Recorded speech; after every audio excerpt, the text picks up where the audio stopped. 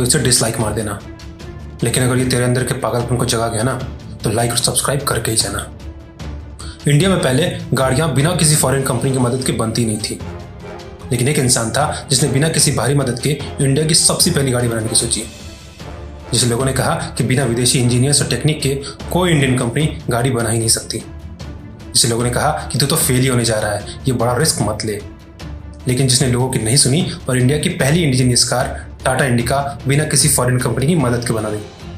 ऐसा तो कोई पागल ही कर सकता है ना। उस पागल का नाम था रतन टाटा। लेकिन उसके पागलपन की कहानी यहीं खत्म नहीं होती।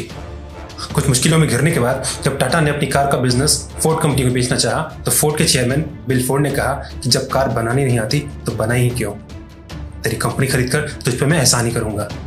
रतन टाटा ने वो डील वहीं कैंसिल कर दी। कुछ दिनों में उन्होंने टाटा मोटर्स को ऐसी कंपनी बना दी कि टाटा ने फोर्ड की जैगुआर और लैंड रोवर दोनों कंपनी खरीद ली।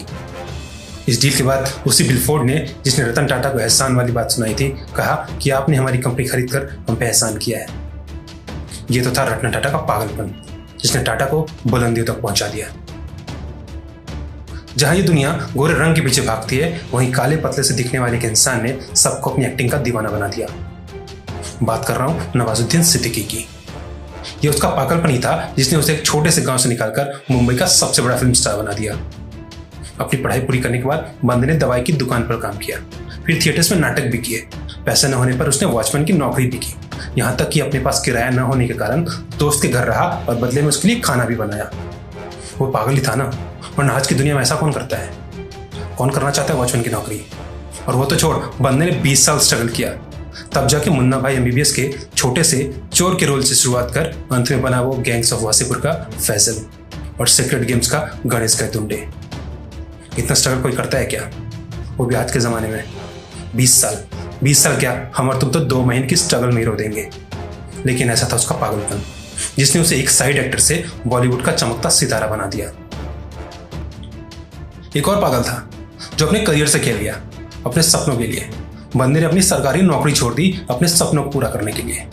ऐसी नौकरी जो इंडिया में सबको चाहिए, जिसके लिए लोग 5-5, 10-10 साल तैयारी में गुजार देते हैं।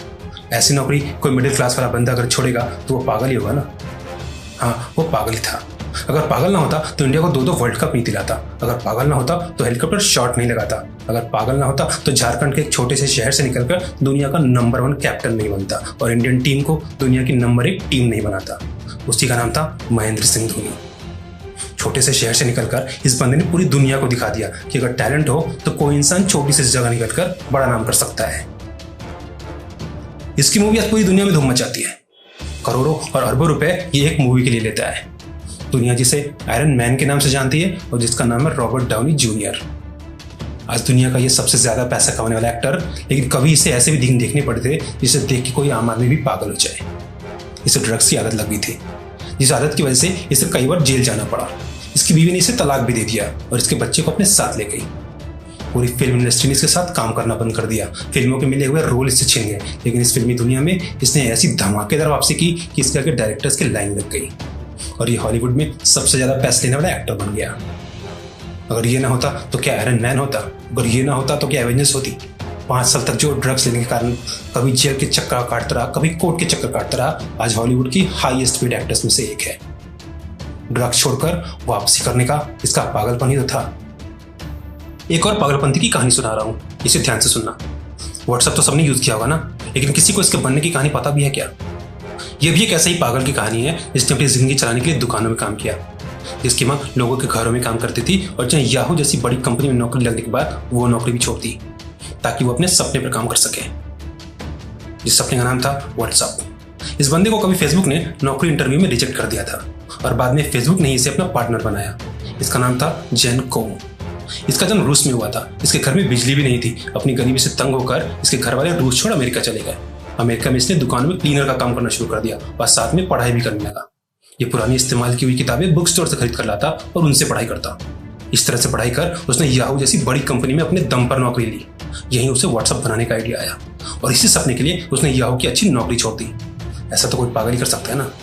नौकरी छोड़ने के बाद उसने अपनी पूरी मेहनत व्हाट्सएप को बनाने में लगा दी और मात्र 2 साल के अंदर उसने बना दिया इसे दुनिया का सबसे बड़ा मैसेजिंग ऐप। इन्वेस्टर्स और बड़ी बड़ी कंपनियों की लाइन लग गई इसे खरीदने के लिए। अंत में इसे फेसबुक ने $19 बिलियन में खरीदा। पुरानी किताबों से पढ़कर याहू की नौकरी छोड़ने और व्हाट्सएप जैसी कंपनी बनाना कोई पागल ही कर सकता है। तुम्हें कुछ पाना है तो तुम्हें भी पागल बनती दिखानी होगी। अपने सपनों के लिए पागल बन जाओ, जी जान से लग जाओ। सोचो कि जब ये लोग कर सकते हैं तो मैं क्यों नहीं। कभी भी हिम्मत हारने लगो तो ये वीडियो जरूर देख लेना या इसकी कहानियां जरूर याद करना, तुम्हें हिम्मत मिलेगी।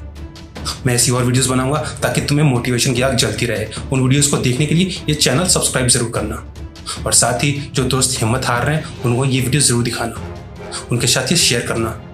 जाते जाते बस इतना कहूंगा कि हमें हिम्मत नहीं हारनी। दुनिया में जो चाहो मिलेगा, बस अपने को पागलों जैसी मेहनत करनी है। दुनिया में ऐसा कोई काम नहीं जो हमसे नहीं हो सकता, बस जरूरत है तो थोड़े पागलपन की।